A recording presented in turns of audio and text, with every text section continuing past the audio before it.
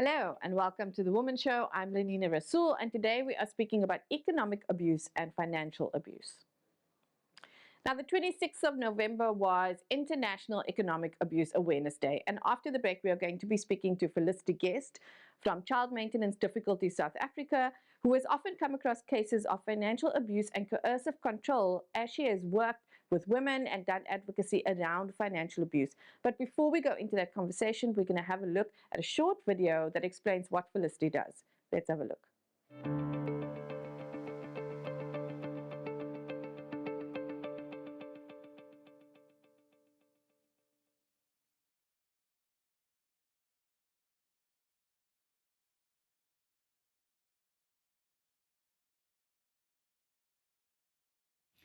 Coercive control is an insidious form of domestic violence, and it thrives on fear, power, and control. It is a series of strategic acts and patterns designed to dominate, control another person, manipulating and degrading them, making them feel small. It is subtle and not always obvious, and it happens over a period of time. Much like feeding a victim small amounts of poison, you don't know you're being poisoned until it's too late. In the early stages of a relationship, the honeymoon period, the behavior is overlooked because it is often conflated in genuine, caring, and loving gestures and behaviors. Victims often portray to friends and family in real life and on social media one of a happy life. Yet in private, they're anxious, fearful, and often depressed. They develop sleep disorders. Many develop post-traumatic stress, but hide it from people. And eventually victims live on the edge all the time and feel like a hostage in their own home. Victims feel shame, guilt, and embarrassment, which contributes to the secrecy, which is exactly what the perpetrator intends. Because abuse thrives in secrecy, and coercive control is highly dangerous and often a precursor to femicide.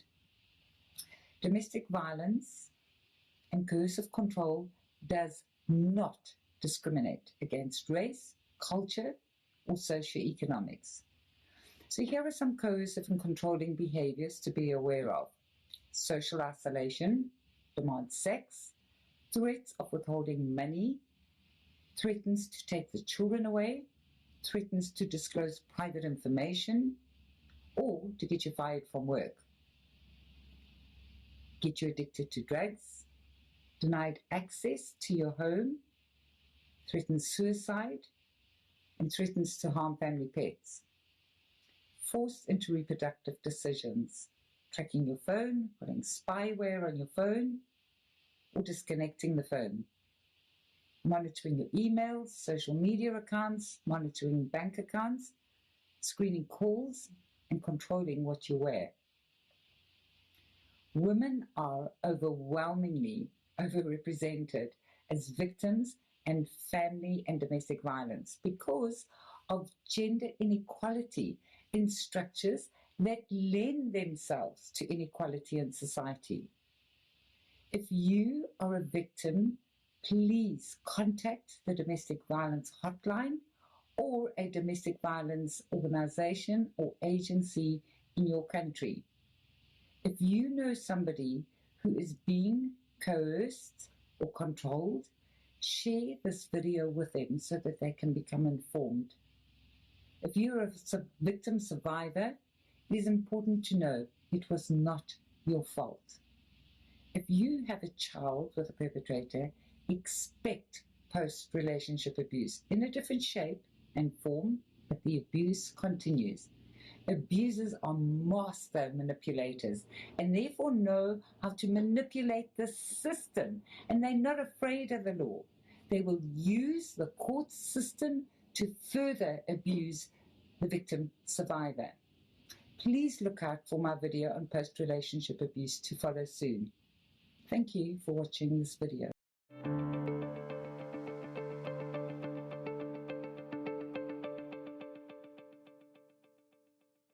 That was a short video on financial abuse and economic abuse. We are going to take a short break, but we'll be back with more after this.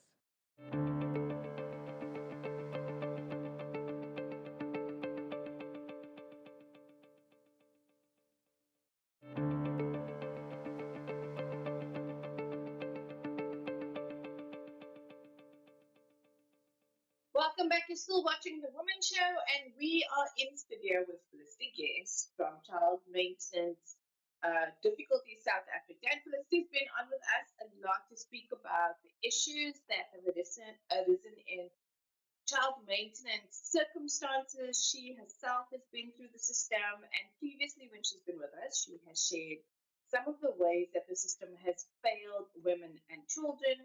And so today, while it's the 16 days of activism, we have Felicy Guest back in studio with us. Felicy, welcome, and thank you for joining us. Thank you very much for having me. It's great to be here again. So, Felicity, it's always great to have you back, but sometimes when guests come back, it's also because there's a persistent problem that needs to be discussed over and over again. But also, since some of our last interviews, there have been developments. So one of which is we now have the International Economic Abuse Awareness Day, and this is upon us. This is happening during the 16 days. Can you tell us some more about Yes, it was founded by the Canadian Centre for Women's Economic Empowerment to raise awareness around the pandemic of economic and financial abuse. It's used interchangeably. Some researchers say that financial abuse is a subsection of economic abuse, but it is internationally referred to as economic abuse. And South Africa's economic abuse has been legislated in South Africa for some time, and other globally, people have only just recently legislated some kind of consequences or framework for economic abuse. So those are all indicators that globally there is more recognition of this covert, silent, invisible form of abuse that really has devastating consequences for victims and victim survivors. Thank you, Felicity. And I'm going to sort of latch onto what you said, this covert, the silent form of abuse, right? So you've mentioned two things, if I can just recap. You said, the International Day calls it economic abuse. You said that it's interchangeable with financial abuse. And so I think what's a good thing for us to go into, once again, is to just define. So what is financial abuse? What is economic abuse in the context of someone's everyday circumstances or experience, I think, of abuse? As a broad definition, it's a pattern of behaviors that limits an individual's choices and autonomy. Broad spectrum. But our legislation is worded a little bit differently. Internationally, they focus more on coercive controlling behavior as the pattern of behaviors or the behaviors that causes harm, and then to look for the pattern. And the economic aspect is limiting one's economic opportunities. So it could be preventing somebody from being gainfully employed. It could be preventing somebody from going to their place of employment. And that could be as a result of physical injuries. It could be denying them access to their transport to get them to work. It could be coercing them into staying at home and being raising children, looking after managing the home, various different forms. So the impacts thereof is it makes one financially dependent on somebody, which gives them more control and limits the person who is being controlled autonomy to react to that. So that's how women get trapped in abusive relationships. So economic abuse really speaks more to in relationship. However, if one expands that post-relationship, it plays out mainly where there are children born of the relationship. Because if there are no children, you can have a clean break. But if you have children, so for example, not contributing to child support, you would not be able to buy a motor car or pay transport to get to work. I saw some stats the other day where people on the lower income brackets are spending more than half their income on transport costs. So you can see, so if you don't get child support, how do you become economically active? So that's how it could play out post-relationship, but it is in the majority happens to women in relationship. It does happen to men, but in the majority, it is women who are affected by this form of violence, really. And it's interesting because they talk about things, they use words like exploitation, sabotage, control. Those are the different categories of economic abuse. And these are words normally associated with war. Prisoners of war, for example, you held hostage. So money is used to hold people hostage. Financial abuse is the references mostly to money. So if we look at the pattern of behaviors, then we look for the tool, and money is the tool. So that can be applicable in relationships, but we see that mainly post-relationship. And that could be not only in intimate partner relationships, but this impacts also a lot on the elderly. And we don't talk about that enough. It's a controlling of the money, the punishing and the rewarding through money. So if you are disobedient, not compliant, and that speaks to the coercive controlling behavior, then you will get punished or you will be rewarded. Thank you. And I'm so glad you brought it, that you mentioned money, because essentially, as you just said, it's sort of controlling and coercive behavior that is using money as either punishment or a reward, or using money to control somebody, like you said. And in some cases, it could be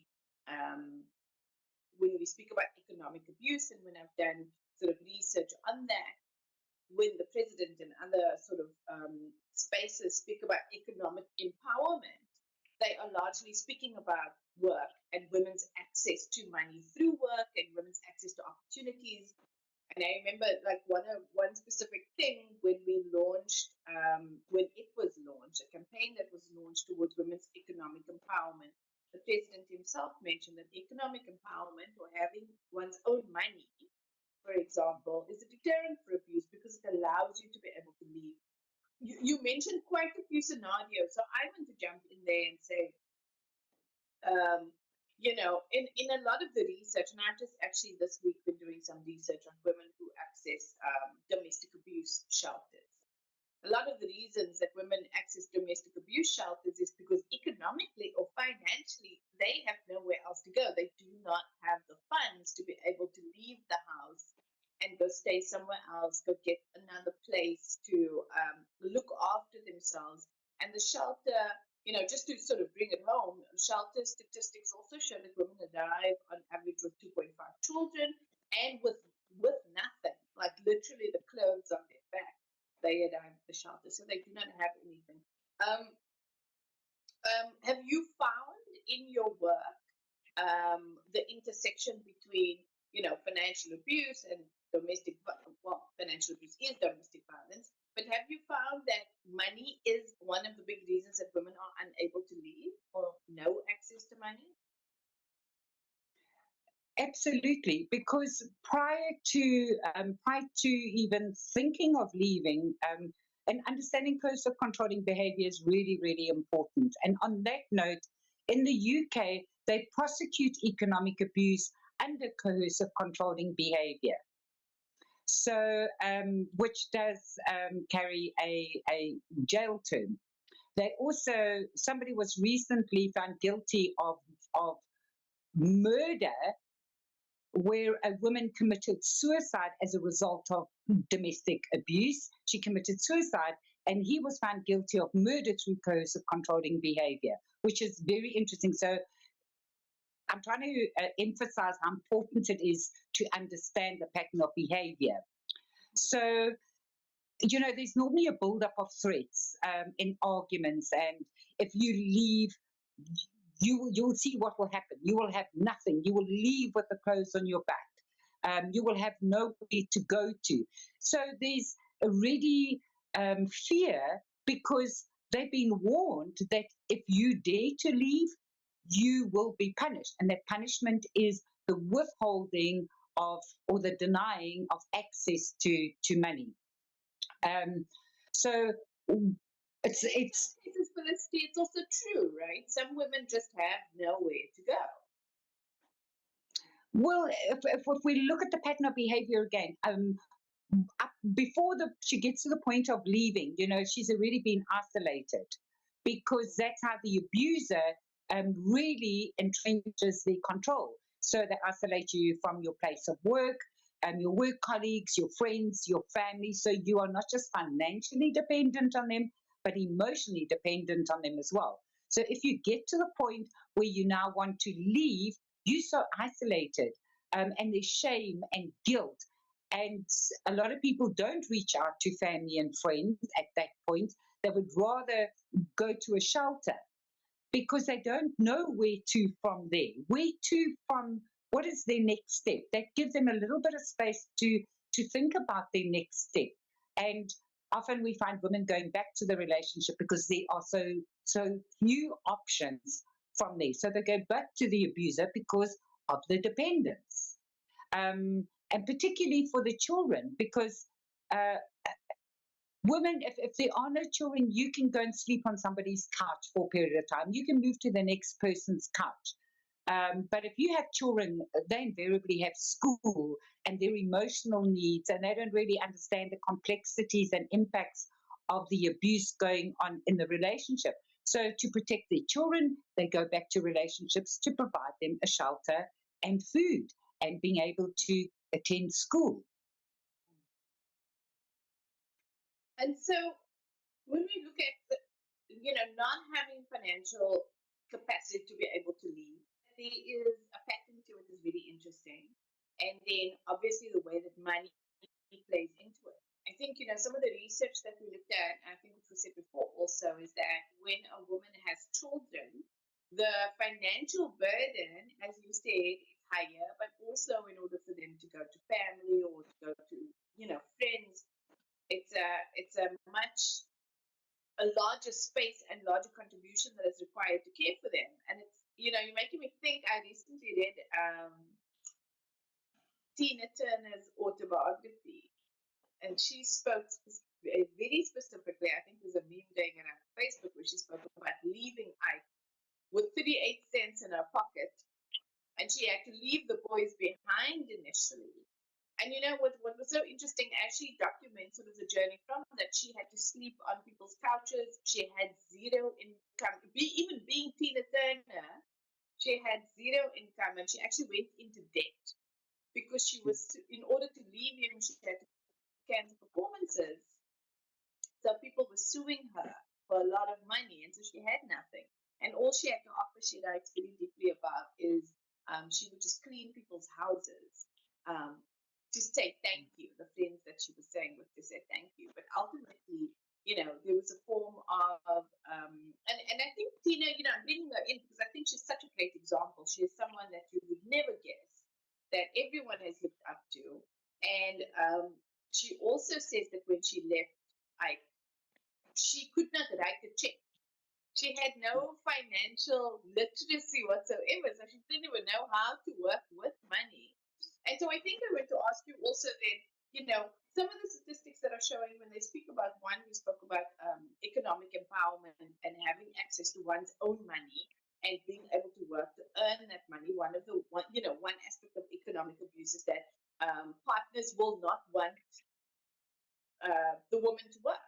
They will not want their partners to work and to earn money, and so they will actively block them. And you gave a few examples. You said sometimes it's through sort of physical abuse, so they're not able to go into work that day, or sometimes they won't provide money for them to travel, or they're just like lots of different ways to prevent them from working.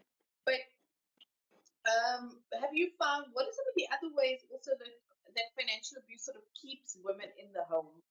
I know you spoke about isolation, and we're speaking there about domestic violence, but specifically in with money, what are some of the ways that women are financially abused while they are in the house and they're not earning their own salary, for instance? So another one is that if a woman is economically active, or she was, is having joint bank accounts. So, because it's coercive controlling behavior, often it happens slowly. So it might be, oh, it's a good idea, when things are going well, let's have a joint family account. So both incomes go into one account. And if one person has control over that account, login, um, banking app, the card, the other person is excluded from any financial decision making or autonomy, even if they are contributing to the joint income. So when that prevents women from Felicity, sorry to break your word, but that's also a way, and I'm just thinking about certain experiences that were told me, but that's also a way to sort of track expenses or track the way as far as spending money, right? If you have a joint account. Sure. So the research shows us that the moment you leave the relationship, money is cut off. So if you have a joint bank account and you have to leave with the clothes on your back, how do you have access to money? Even though you've got money, even though you've been earning, how do you have access to that money? So one of the things that is done in Australia and in the UK and Canada are very close to doing it is having a client vulnerability policy within the banking sector. So if you're a victim of economic abuse, you can go to your bank. You will consult with somebody who is trauma informed, domestic violence informed, who will say, how can we help you? How can we protect you? And they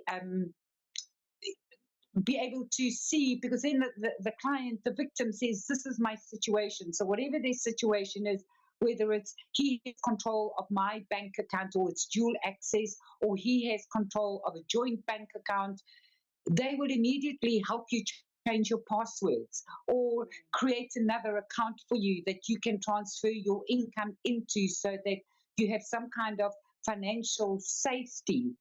Um, yeah, I'm working on it. I have had engagements with one bank, but we're not there yet. But you can see there's multiple ways. We've run out of time for this segment, so I just want to cap us there because that was a really, really, really good example of sort of what the things are that we should be thinking about, especially from joint bank accounts perspective. But we need to take a short break, and then we'll continue the conversation when we come back.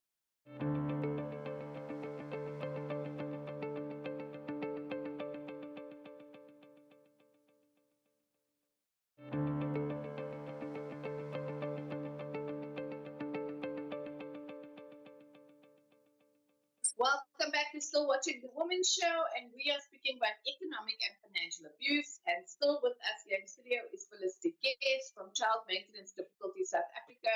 And Felicity, we've been speaking about, before the break, we covered the definitions of economic abuse versus financial abuse and how those terms are interchangeable.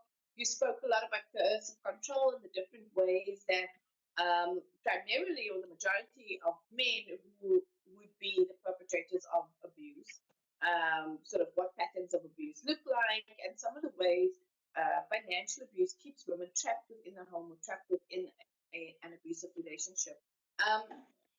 And you were also speaking about, I think before we had to go, you were speaking about sort of some of the policies that, or some of the ways that other countries are working with their banks to enable women to have more control over their money, even if they have a joint bank account.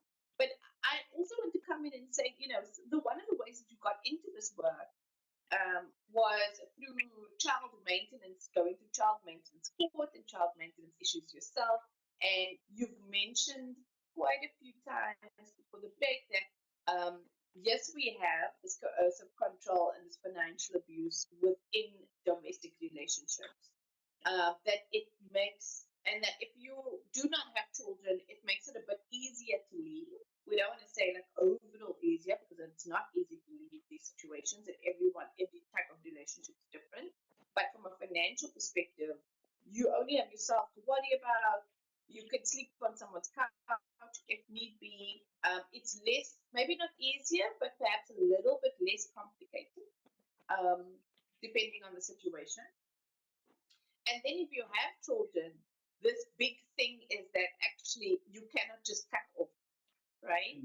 You have to stay in contact with the father of the children if the father of the children is the abuser, or the mother of the children if the mother of the children is the abuser. So let's say in both cases it works that way. And one of those reasons is for child maintenance. And what is so interesting, and what, I remember the first time you came on the show and the first time I saw your work, what was so interesting is that you took a very early stance that the refusal to pay child maintenance is also abuse. And it's often not seen that way. So can you maybe speak to us about just looking at the non-payment of child maintenance as financial abuse? Sure. So, if you recall, I have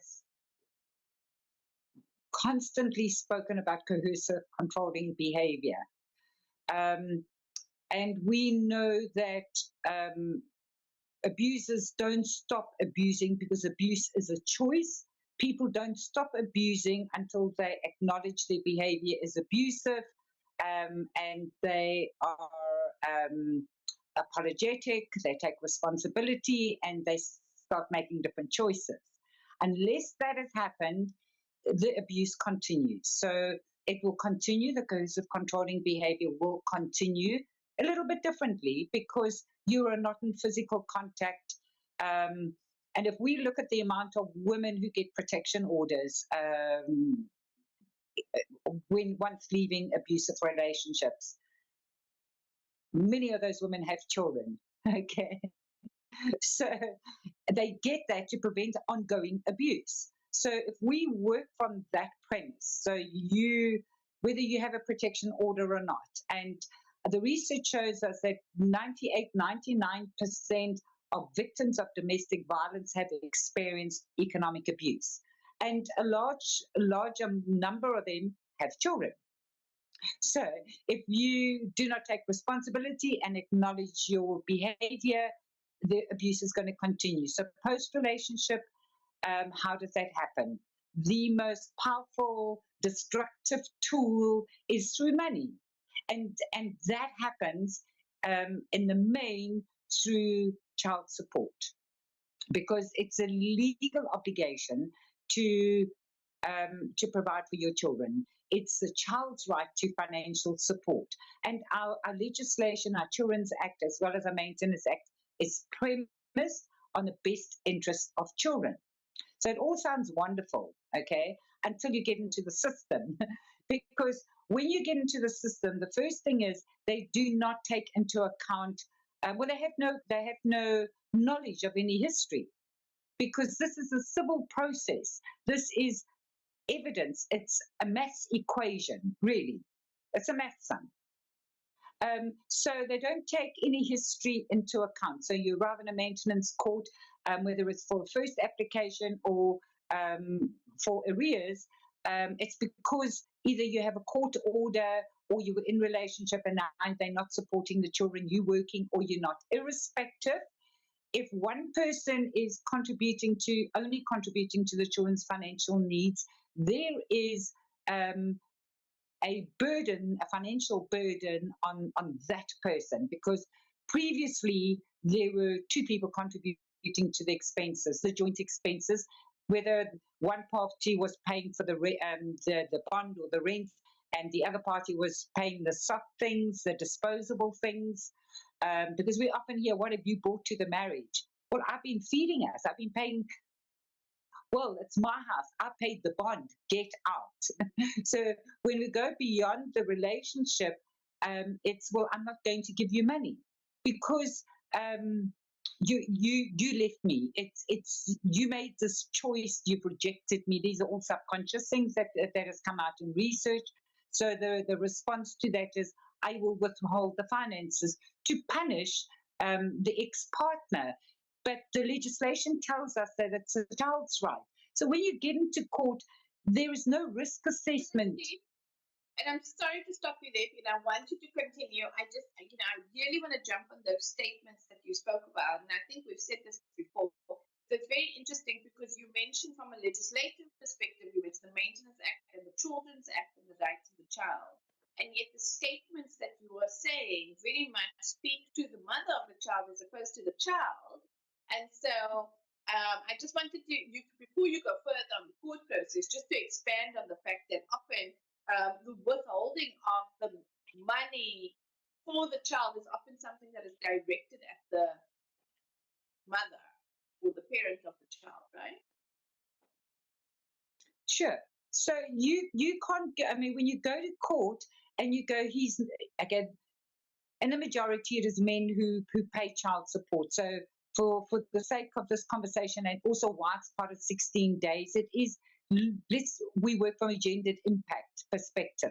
So in the majority, it's women that are impacted. So our reference is women, but we do acknowledge that men also experience this, although to a lesser degree and slightly different, men also experience it. So I just want to recognize and acknowledge that.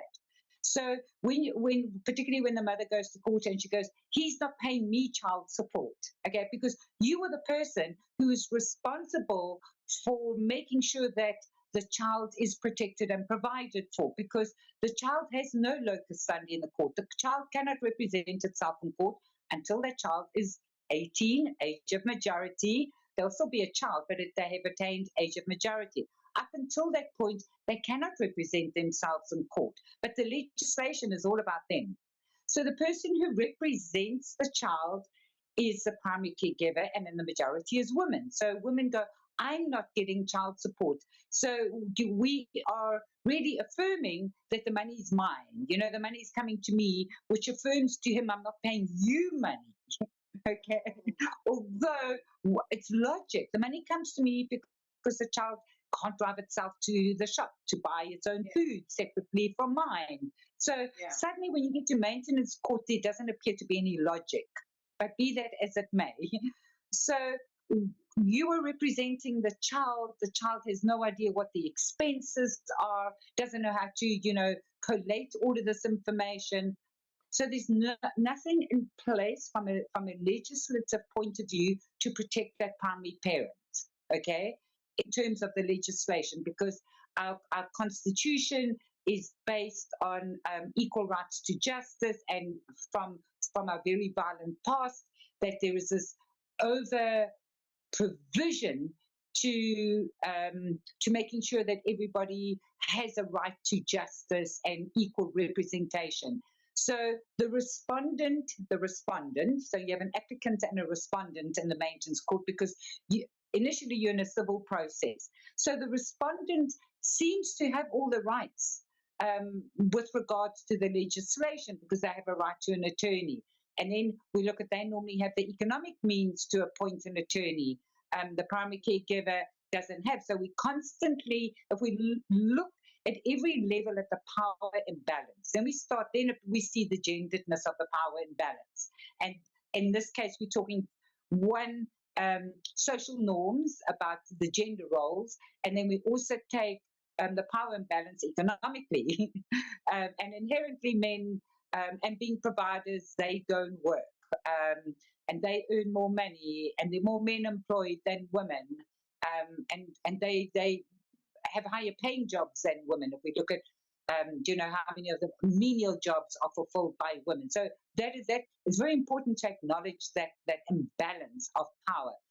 So in the maintenance court, even if he says I can't afford maintenance, oh my gosh, the amount of men that come to court with legal representation who are there to argue as to why they should not be paying or should not be paying an amount that meets the child's needs is insane. And this is tolerated by the courts. And because it's so frustrating trying to explain to anybody, never mind an intimidating structure, about how you're feeling and all the impacts. because the impacts are the abuse. And women then go, oh, you're exaggerating. Oh, but you went out, you've got new nails, and look how you dressed to come to court today. Whether you borrowed clothes, whether your sister is a nail technician or your best friend and did it for free. But all of this is to cast aspersions on why you want the money and what you're spending the money on. The other very interesting thing that we see is, in my opinion, is a form of sexual abuse or sexual intimidation, because even if you've been married to the man or you've been in a relationship for a long time, suddenly after a period of time, years, you request a DNA test. And it's not because a lot of them, they don't doubt paternity, but in that moment it casts aspersions on the woman's sexual behavior and her credibility. If it's a child born of a casual relationship, it's important. The legislation says biological father. So paternity is important. But if we see the prevalence of how it is used to avoid, to shame, to prolong the process, these all have an economic impact, because there is no interim money, even though the Act provides for that. And our Domestic Violence Act provides for emergency monetary relief. The new amendments to the Domestic Violence Act allow for a magistrate at a protection order hearing to make an interim maintenance order. So there's acknowledgement that there's a history of this and that we need to plug that hole to protect the vulnerable. I don't know. It's probably a bit soon to tell. The new forms, most people who are applying for protection orders are automatically getting a protection for economic abuse. That's wonderful. What thereafter? How do you prove economic abuse, particularly through child support, because they refer you to the maintenance court? But the maintenance court is dealing with money. The protection order is talking about the behavior that is harmful. And so what is the point of getting a protection order for economic abuse? One, it speaks to they don't understand it. Magistrates might, in terms of issuing it, but are there stats for how many prosecutions there have been for violations of economic abuse? Do SAPS have any data on how many people have been arrested for violating protection orders for economic abuse? Those stats are missing. And because they're missing, I don't believe it's happening. I mean, I know from my own personal experience, having a protection order since 2014 for economic abuse, people do not understand that. Recently, when I reported a violation on my protection order for 5 weeks, the investigating officer was trying to phone the perpetrator to find out why he's violated the protection order. He said to me, maybe there was a suspension issued. And I go, but I would know. They cannot do that with involving me. For 5 weeks, I kid you not, he tried to phone him. So I submitted a complaint because that's not for him. He's supposed to respond in 48 hours. All the protocols for protection orders or violating them are standard.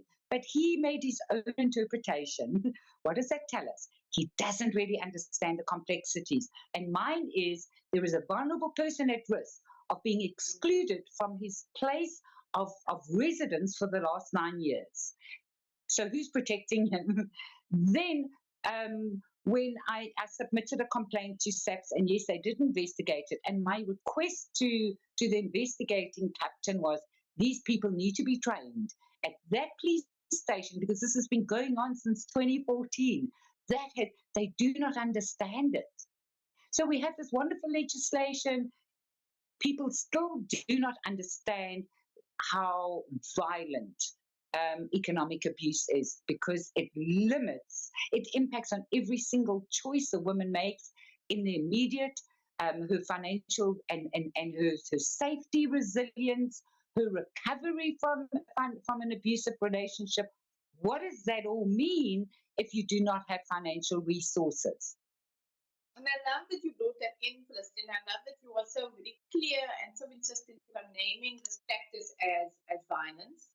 Because I think one of the things are, and one of the, part of the reason why you're having so much trouble, why people have so much trouble with protection orders around financial abuse, and we know everyone comes back and everybody says there's still a very large focus on physical violence as being the main form of abuse and a non-recognition of economic and financial abuse, even verbal abuse, emotional abuse, sort of other sorts of abuse. And I think just to go back from what you said in the beginning when you started, I think you used the word silent and covert. And so the silent and covert, and that's exactly what it is. And so we really appreciate you coming on here and naming that. I will say we have had women on here already who have had cases. I meet people regularly who say, so aside from the direct abuse of not paying, just interacting with the court themselves is very traumatic, it's very difficult, it takes very long, it's not an easy process, it's a very long process. Procedurally, people often speak about procedural injustice and that things just don't work the way it is supposed to work. And I'm not even talking about broken equipment or so forth. I'm saying people are just like not following procedure. And so a lot of women that I meet choose not to even apply for maintenance if they are in the position to do so. They still struggle, they still suffer, they still have to work harder and more and spend more money. Phyllis, we've got 2 minutes left. That being said, 2 minutes left. What advice do you have for women who are going through? I would just say, I want to say for us to keep it short because we have 2 minutes. Who are navigating the system of child maintenance. One is to join support groups and to become more informed, to understand the behavior, because we're not going to change the behavior or the structures or the systems overnight. But if we understand and we equip ourselves and become knowledgeable on the maintenance process and what economic and financial abuse looks like before we leave the relationship, once we've left the relationship, about maintenance, we at least can be actively involved in our cases, which we will have a better outcome. And also that we can develop a strategy. If you're in an abusive relationship and you need to leave with it knowledge, you can plan an exit strategy, which is very, very important. But also, while you're navigating the system, you have a strategy, and we have to change it. Thank you so much, Felicity. Thank you, and I agree with you. And we can do it if we keep going and we keep going together. So thank you so much for taking the time to come onto the show. Thank you for having me at this time. And 26th of November is International Economic Abuse Awareness Day. So create awareness. Thank you so much. And we are going to take a short break, but we will be back with more after this.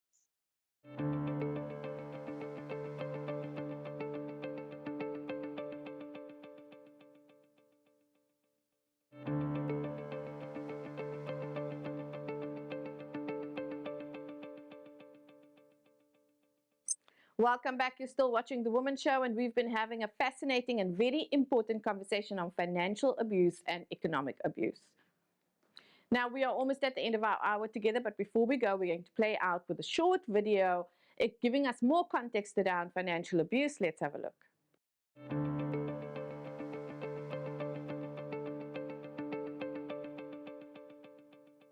Understanding economic abuse. Economic abuse can be difficult to identify. It can develop slowly and begin with behaviour that seems protective or caring at first, like offering to take care of all the household finances. When people think of domestic abuse, they often picture physical, emotional or sexual violence. Economic abuse does not leave bruises, but it can still have a debilitating effect on a person's safety and well-being, both now and in the future. Economic abuse is when a perpetrator restricts, exploits or sabotages their partner's access to money and other resources, such as food, clothing, transportation and a place to live. This form of abuse is designed to limit someone's freedom. He controlled what I wore, what I ate and drank, who I saw, my social media, my telephone, our bank accounts, my credit card. He controlled how much sleep I had. He made it near impossible for me to sustain a full-time job, yet he refused to work. Economic abuse is commonly experienced within a pattern of behaviour known as coercive control.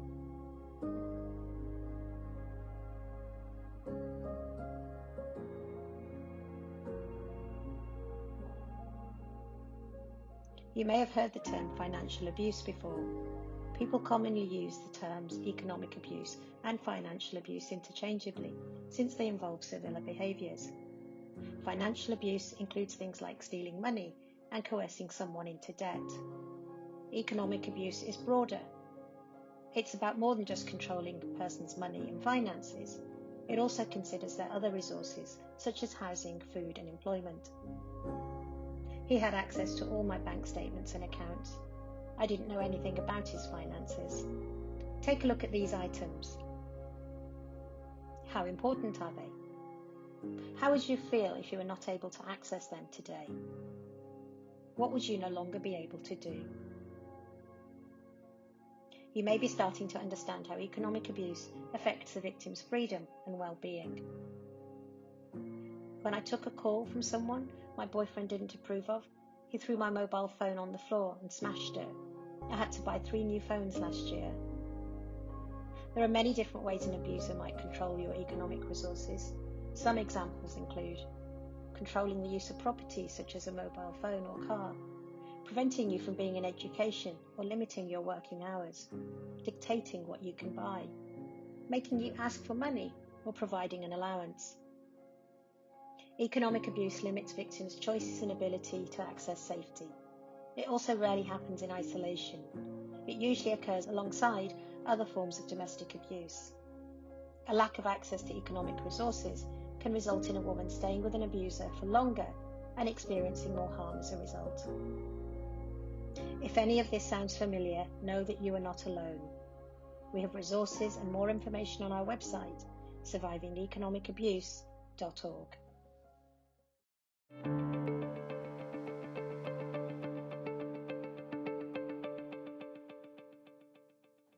That was a short video giving us a little bit more context on financial abuse and economic abuse. Thank you so much for joining us. I am Lenina Rasool. Goodbye.